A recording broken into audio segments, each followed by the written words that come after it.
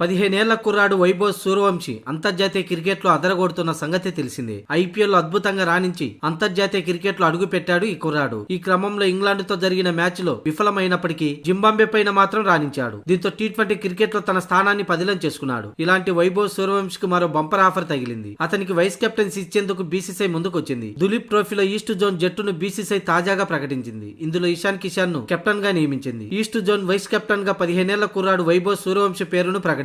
అలాగే అదే జట్టులో మహమ్మద్ షమి, అభిమన్యూశ్వరన్, షహబాజ్ అహ్మద్, ముఖేష్ కుమార్ లాంటి సీనియర్లు కూడా ఉన్నారు. అయితే సీనియర్ ఆటగాళ్లు ఉన్నప్పటికీ కూడా యువ ఆటగాడైన వైభవ్ సూర్యవంశికి ఇంత చిన్న వయసులోనే వైస్ కెప్టెన్సీ బాధ్యతలు అప్పజెప్పడం అతని ప్రతిభకు నిదర్శనంగా భావిస్తున్నారు. కాగా దులీప్ ట్రోఫీ ఆగస్టు 23 నుంచి సెప్టెంబర్ 10 వరకు జరగనుంది. అయితే అదే ఆగస్టు 15 నుంచి 27 వరకు భారత జట్టు శ్రీలంకతో 2 మ్యాచ్ల టెస్టు సిరీస్ ఆడనున్న సంగతి తెలిసిందే. అయితే టెస్టు జట్టులో ఇషాన్ కిషాన్, వైభవ్ సూర్యవంశులకు స్థానం లభించని సంగతి తెలిసిందే. దీంతో కెప్టెన్ గా ఇషాన్ కిషాన్, వైస్ కెప్టెన్ గా వైభవ్ సూర్యవంశి దులీప్ ట్రోఫీలో ఈస్ట్ జోన్ జట్టు తరపున బరిలోకి దిగనున్నారు.